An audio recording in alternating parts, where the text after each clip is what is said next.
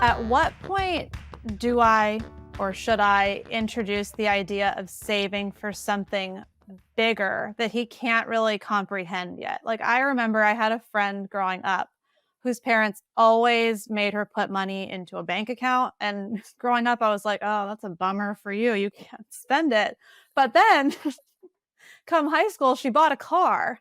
And I mean, that is obviously something he can't comprehend yet. He only sees 10 minutes into the future at this time.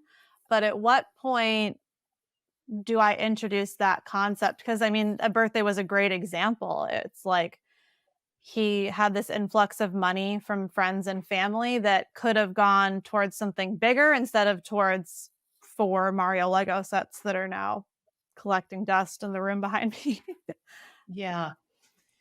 I suppose that's where the invest pillar comes in because it Yeah. is for longer term savings goals.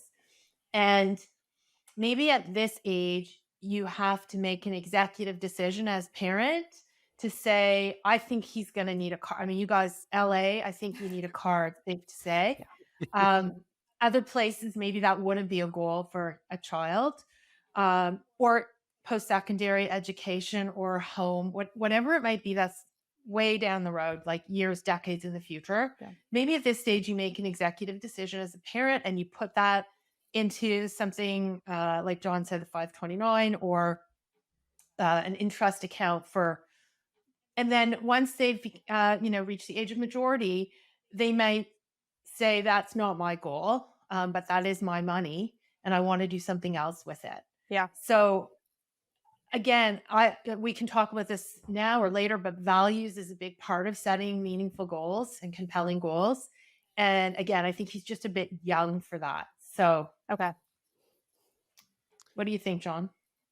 Yeah, I think sequestering money into a separate savings account is a good idea, and you Yeah. can make that something. I mean, it's a little different now because it was a rite of passage when I was a kid that you would go and get your passbook and all that. So it Yeah. doesn't necessarily have to be physical, although I just think physical is probably going to have a little bit more of an impact. Yeah. But you could do it digitally.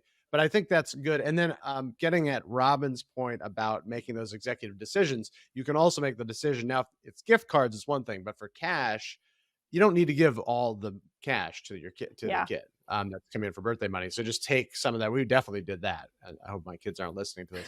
Now, but no, that money went into an account, which then they got, Yeah. and the other thing is some of the youth accounts have really good interest rates, right? Yeah. Now interest rates are actually kind of decent. They're getting better all around, but they used to be, the interest rate was 0.01% or some ridiculous percent. And the kids accounts for the first $500 would be 5% at your local credit union, right? Yeah. So Wow. there's even one here in LA that's 6.1%. Whoa, for the Crazy. first 500? For the first $1,000. Wow. 1,000. Cool. That's a lot. I don't know if our credit unions do that, but our banks certainly don't pay any, much, if any, interest on a youth account. Yeah. It's worth looking around because you can find, and now you can find better deals on that. But in any case, figuring out some way to make that a little bit of a rite of passage, and then they don't have to really even be aware of that account for a little while.